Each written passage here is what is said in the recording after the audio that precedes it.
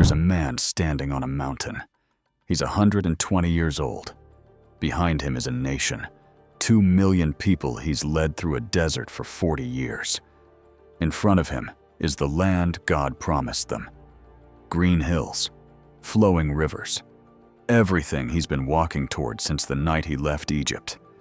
And God tells him he can't go in. He can see it. He can stand on this ridge and look at every valley, every horizon, every inch of the future he spent his entire life fighting for. But his feet will never touch that soil. He will die on this mountain, and someone else will lead the people across. That's how the story of Moses ends. Not with a victory parade, not with a crown, not with the reward you'd expect for a man who did everything God asked. He dies alone on a mountain, looking at a promise he'll never hold. And if that ending doesn't bother you, you haven't been paying attention to the story. Because the story of Moses is the longest, most detailed, most emotionally devastating character study in the entire Bible. It spans 4 books. It covers 120 years. It contains miracles that defy physics, conversations with God that defy theology, and failures that defy everything you think you know about what it means to be chosen. This is the man who parted the Red Sea, the man who received the 10 Commandments, the man the Bible calls the most humble person on the face of the earth. And this is also the man who committed murder, argued with God, lost his temper so badly it cost him his life's mission, and spent 40 years in a desert watching the people he saved complain about the food. Moses is the most human figure in the Bible, and his story, told from beginning to end, is the most powerful illustration of what it actually looks like when God chooses someone, not because they're ready, but because they're willing. Eventually. The story starts with a death sentence. Around 1500 BC, though the exact date is debated by scholars, the Israelites were living in Egypt. They'd been there for over 400 years, ever since Joseph had brought his family during a famine. But the Pharaoh who knew Joseph was long dead. The new dynasty didn't remember the debt Egypt owed to the Hebrews. All they saw was a foreign population growing too fast, too large, too threatening. Therefore, Pharaoh enslaved them.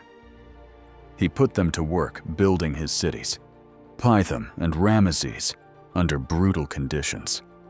Forced labor, beatings, starvation rations. But the harder the Egyptians worked the Israelites, the more the Israelites multiplied. Therefore, Pharaoh escalated. He ordered the Hebrew midwives to kill every baby boy at birth. The midwives, their names were Shiphrah and Puah, and the fact that the Bible names them while leaving Pharaoh nameless is a detail worth sitting with. The midwives refused. They told Pharaoh the Hebrew women were too vigorous, the babies came too fast. Therefore, Pharaoh issued a decree to the entire nation. Every Hebrew boy born must be thrown into the Nile. Into that world, Moses was born. His mother, Jochebed, hid him for 3 months. But a baby can only be hidden so long. When she couldn't conceal him anymore, she did something that was either brilliant or desperate, possibly both. She waterproofed a basket with tar and pitch, placed the baby inside, and set it among the reeds at the edge of the Nile. She put her son in the same river where Hebrew boys were being drowned. But instead of death, the river carried him to life. Pharaoh's daughter found the basket. She saw the baby crying, and despite knowing he was a Hebrew child, the text says she recognized this. She had compassion. She adopted him. She named him Moses, a name that in Hebrew sounds like drawn out, because she drew him out of the water. but the name is also Egyptian, related to the suffix found in pharaonic names like Thutmose and Ramesses. Moses grew up in the palace. He was raised as Egyptian royalty. He had access to the finest education in the ancient world: literature, mathematics, military strategy, the administrative science of the most advanced civilization on earth. In Acts 7:22 says he was educated in all the wisdom of the Egyptians and was powerful in speech and action. But he knew. Somehow, perhaps because his own mother was hired as his nursemaid, a detail the text records with quiet brilliance. Moses knew he was not Egyptian. He knew his people were the ones building Pharaoh's cities with bleeding hands. And that knowledge created a fracture inside him that would define the next 100 years of his life. He was about 40 years old when the fracture broke open. He went out to where the Hebrews were working and saw an Egyptian beating one of them. Moses looked around. No one was watching, and he killed the Egyptian, buried the body in the sand. The next day, he went out again. This time, he saw two Hebrews fighting each other. He tried to intervene, and one of them said the words that must have cut deeper than any blade. "Who made you a ruler and judge over us? Are you going to kill me like you killed the Egyptian?" He had been seen. He'd been exposed. And in a single sentence, both his worlds collapsed. He wasn't Egyptian enough to escape justice. He wasn't Hebrew enough to lead. He was a man without a country, a fugitive with blood on his hands. Therefore, Moses ran. He fled east, across the Sinai, to the land of Midian. He left behind the palace, the power, the education, the identity he'd spent 40 years constructing. And he became a shepherd in the desert, tending someone else's sheep for 40 years. If you've ever felt like your best years are behind you, like the thing you were supposed to do with your life has already passed, it's like you've been shelved and forgotten. Moses lived that feeling for 4 decades. The man who'd been trained to lead an empire spent 40 years watching sheep in the wilderness. No miracles, no divine voice, no confirmation that any of it meant anything. Just silence, dust, and sheep. He was 80 years old when the bush caught fire. Exodus 3. Moses is leading Jethro's flock to the far side of the wilderness, near a mountain called Horeb, and he sees a bush burning, not unusual in the desert. Scrub brush catches fire all the time, but this bush isn't burning up. The flames don't consume it. It just keeps burning. Moses turns aside to look, and the moment he does, the moment he pays attention, God speaks. "Moses, Moses, here I am. Take off your sandals. The ground you're standing on is holy." And then God says something that reconnects every broken thread in Moses' life. "I am the God of your father, the God of Abraham, the God of Isaac, and the God of Jacob. I have seen the misery of my people in Egypt. I have heard them crying out, and I have come down to rescue them. And I am sending you. Sending you, the man who killed an Egyptian and ran. The man who's been hiding in the desert for 4 decades. The 80-year-old shepherd who stutters." Moses' response is one of the most honest moments in the entire Bible. He doesn't say, "Yes, Lord." He says, "Who am I? Who am I to go to Pharaoh? Who am I to lead anyone? The last time I tried to help my people, I committed murder and had to flee the country. I'm nobody. I'm nothing. Send someone else." God's answer is equally remarkable. He doesn't say, "You're strong enough." He doesn't say, "You're qualified." He says, "I will be with you." That's it. The only credential Moses needed wasn't his own ability. It was God's presence. But Moses wasn't convinced. He offered 5 excuses, 5 separate objections, before finally, reluctantly, agreeing to go. And even then, the text says God's anger burned against him. God got frustrated with Moses. The hero of the Exodus almost didn't become the hero because he was too broken to believe he was one. Moses went back to Egypt. With his brother Aaron as his spokesman, he walked into the court of the most powerful ruler in the ancient world and delivered a message from a God Pharaoh had never heard of. "Let my people go." Pharaoh's response wasn't just no. He made it worse. He increased the Israelites' workload, but they had been making bricks with straw provided by the Egyptians. Now they had to gather their own straw and produce the same number of bricks. The people turned on Moses. "You've made us a stench in Pharaoh's nostrils," they said. Moses went back to God and said the most relatable prayer in Scripture. "Why did you ever send me? Since I went to Pharaoh, things have only gotten worse. You haven't rescued your people at all." But God wasn't done. He was just getting started. What followed was the most dramatic confrontation between divine power and human authority in the Bible.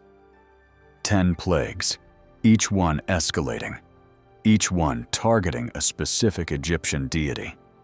The Nile turned to blood, an attack on Hapi, the god of the Nile. Frogs covered the land, a mockery of Heket, the frog-headed goddess of fertility. The darkness blanketed Egypt for 3 days, a direct challenge to Ra, the sun god, the supreme deity of the Egyptian pantheon. Each plague gave Pharaoh a chance to relent. Each time, he hardened his heart. The text alternates between Pharaoh hardening his own heart and God hardening it, a tension that theologians have debated for 3,000 years. But the pattern is clear. Pharaoh was given every opportunity to change course. He refused. And then came the 10th plague, the one that changed everything. God told Moses to instruct each Israelite family to take a lamb, a year-old male without blemish, and slaughter it at twilight. They were to paint its blood on the doorframes of their houses using a branch of hyssop. That night, God would pass through Egypt and strike down every firstborn son. But wherever he saw the blood on the doorframe, he would pass over that house. The Passover, the event that would define Jewish identity for the next 3,000 years. The night that blood on a doorpost meant the difference between life and death. That night, a sound rose across Egypt that the text describes as a wail unlike anything heard before or since, because there was not a house without someone dead. Pharaoh summoned Moses in the middle of the night. "Go," he said. "Take your people and leave." And they left. Hundreds of thousands of people, in the dark, carrying everything they owned, walking into the desert with nothing but the word of God and the man he'd pulled from a burning bush. But Pharaoh changed his mind, and he mobilized his chariot army, the most advanced military technology in the ancient world, and pursued the Israelites to the shores of the Red Sea. The people were trapped, water in front of them, an army behind them. And they turned on Moses again. "Was it because there were no graves in Egypt that you brought us to the desert to die?" Moses said something in that moment that might be the bravest sentence he ever spoke. "Do not be afraid. Stand firm, and you will see the deliverance the Lord will bring you today. The Egyptians you see today, you will never see again. The Lord will fight for you. You need only to be still." And then God told Moses to raise his staff over the water. The sea divided. The Israelites walked through on dry ground, walls of water on their left and right. The Egyptian army followed. And when the last Israelite had crossed, the waters collapsed. Every chariot, every horse, every soldier, the nation that had held the Israelites in bondage for 4 centuries was broken in a single night. Moses and the people sang. Miriam, his sister, took a tambourine and led the women in dancing. It was the highest moment of Moses' life, the fulfillment of everything God had promised at the burning bush. It lasted about 3 days, because 3 days into the wilderness, the people couldn't find water, and the complaining began. This is the part of Moses' story that gets compressed in Sunday school, but occupies the majority of the biblical text. The 40 years in the wilderness. And it is, without exaggeration, one of the most psychologically grueling narratives in all of literature. But the people complained about water. God provided water from a rock. They complained about food. God sent manna from heaven every morning, 6 days a week for 40 years. They complained about the manna. God sent quail. They complained about Moses' leadership. They built a golden calf while Moses was on the mountain receiving the 10 Commandments, literally worshiping an idol, while God was writing the law against idolatry on stone tablets.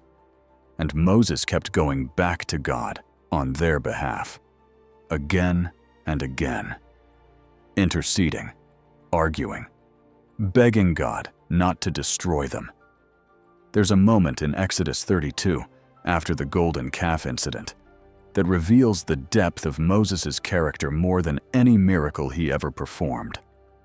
God tells Moses he's going to destroy the Israelites and start over with Moses. Make a new nation from Moses' descendants. Yet it's an extraordinary offer. Essentially, skip ahead to the good part and let these ungrateful people face the consequences of their own rebellion. Moses says no.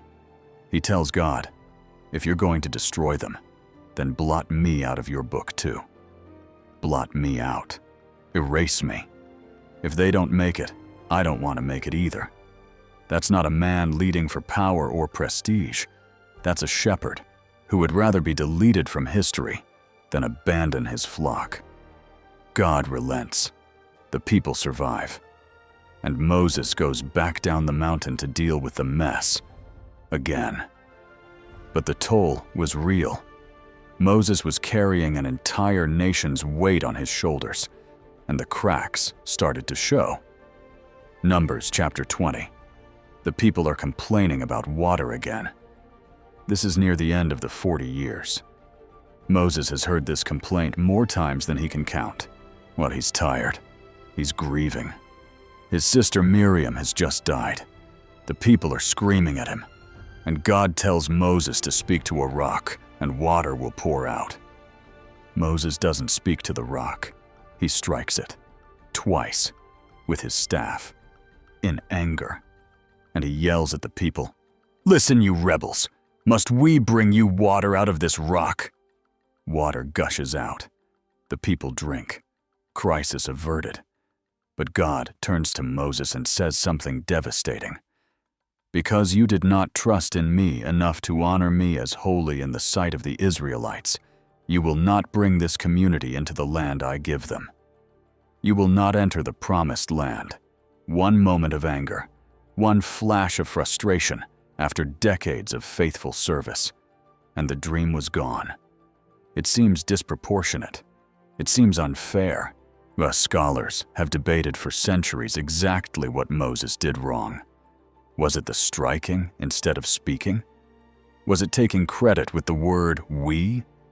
Was it the anger itself? But the principle underneath it is shattering in its clarity. The closer you are to God, the higher the standard.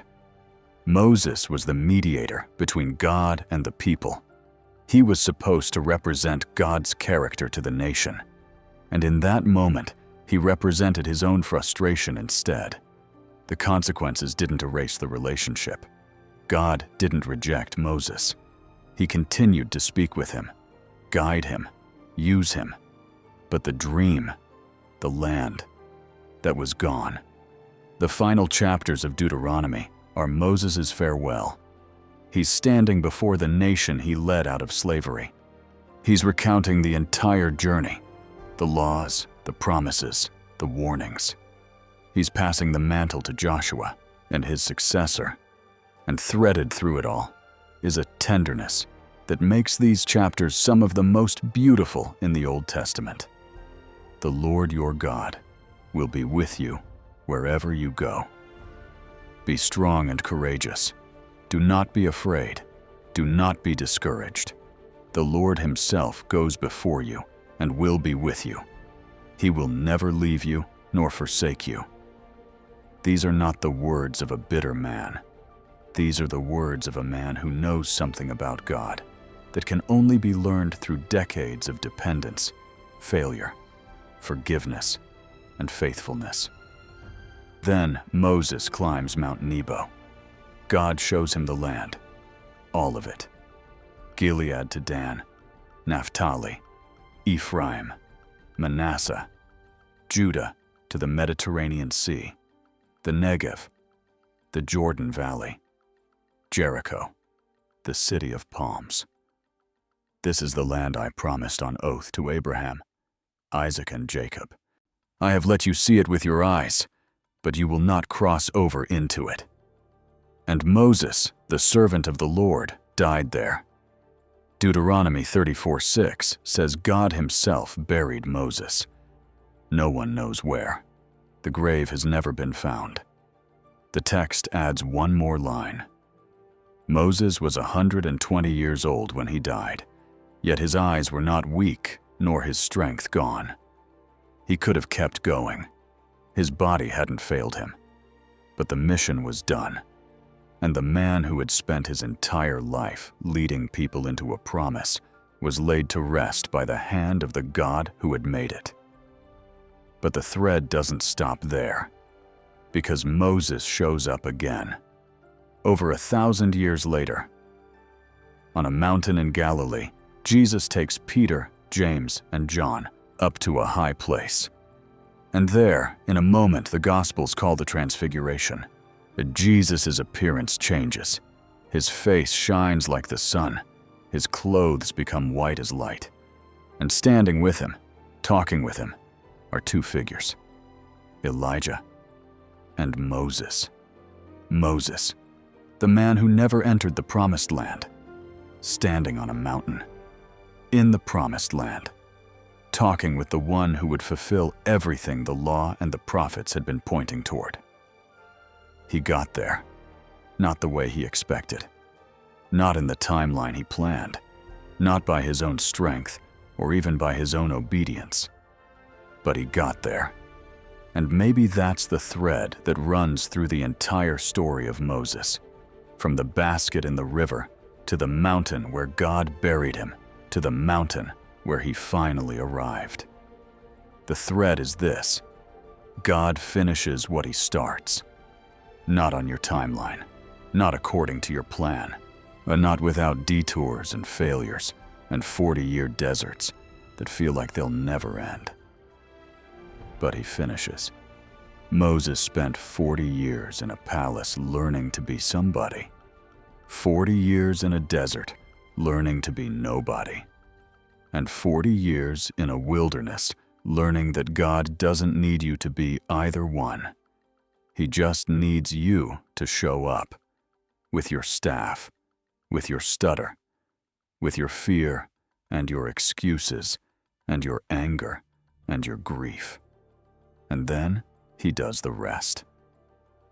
The most humble man on the face of the earth wasn't born humble. He was broken into it, piece by piece, decade by decade, until there was nothing left but a man standing in front of a bush, barefoot, saying the only word God ever needed to hear. Here I am, 3,000 years later. Those are still the only words that matter. If this changed how you see Moses, get the story of what happened at Mount Sinai, when God came down and spoke to an entire nation at once, goes even deeper than you were taught. I tell the whole thing in my next video. Subscribe so you don't miss it.